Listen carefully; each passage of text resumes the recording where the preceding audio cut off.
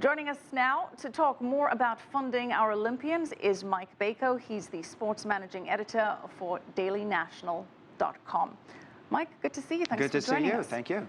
Mike, when it comes to winning Olympic gold, how much of it is all about the money? How much of a factor is the funding, is the sponsorship in determining the medal haul?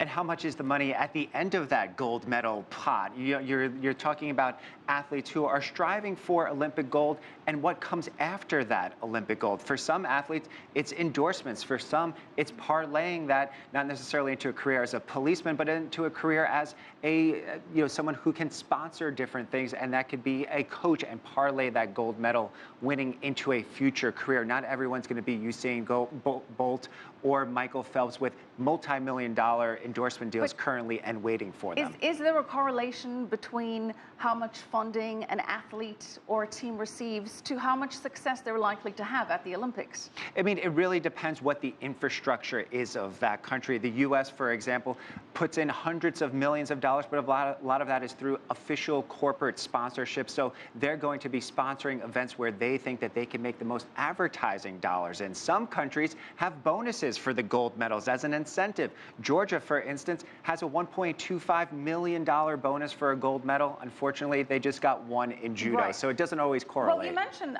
the U.S. Olympic Committee. Team USA gets zero government funding. So how do the U.S. Olympians get funded? Well, from sponsors. When you see Coca-Cola as the proud Olympic sponsor, it's sponsorship of what you're seeing on TV, but it's also sponsorship of Olympic training facilities and of the athletes. And how does that differ from other countries? Which countries do have their governments really backing their teams financially? Well, China, Russia has a long history of backing their Olympic athletes. They got into trouble for many, many years and many decades for doping their athletes as well. So the sponsorship lines sometimes get crossed by the governments and sometimes also by private entities. There are certain times where people that have an interest in a specific sport will specifically fund that sport from their own wealth. So, there's a combination of government sponsorship and individual sponsorship. And are we finding that the better funded the athlete, the more likely he is to succeed? Or how much does talent play into this? Talent plays a large part in it, and also the population of who is going into these specific sports. You look at certain countries that have very specific goals. They want to be the best in judo or karate or swimming. Those countries generally wind up on top. But when you look at it, say, the United States, the most medal count from the 2012 Olympics, they're generalist, and they are getting their medal counts from all the specific sports. Well, you mentioned the sports selection, and the U.S. Olympic Committee makes the decisions about how much money to invest in a particular team, in a particular sport, depending on the likelihood that they could bring back the medals. Absolutely. You have to hedge your bets. If you have a small population and say in Georgia that you have great judo athletes or great wrestlers in different countries, you're going to pour your emphasis into that.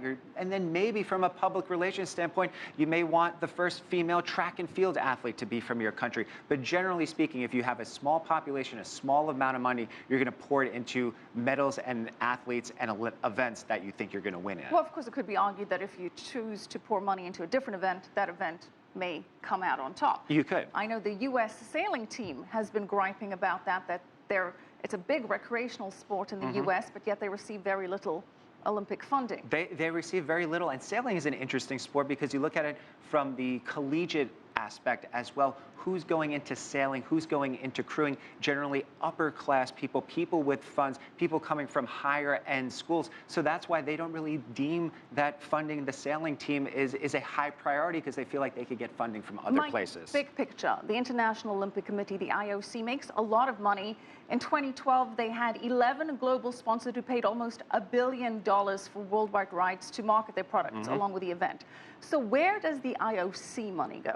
How does that get distributed? The IOC money gets distributed much like the FIFA money gets distributed. Well, certain times we know where it's going, other times it goes through different channels, but the idea is that the sponsorship, the TV rights nationally and internationally and from corporate sponsors is supposed to be funneled back into these grassroots organizations, into the Olympic committees, so that the Olympics, which as popular as they are, we're seeing less and less cities and countries wanting to put forth these bids. So eventually it's going to come to an and from the billions of dollars of profit standpoint to keep the IOC going. Yeah, still to be determined how Brazil's going to fare with the upcoming Olympics. If they're ready, prepared, and will make a profit or a bust. All right, thank you so much, Mike Bako, Sports Managing Editor for DailyNational.com.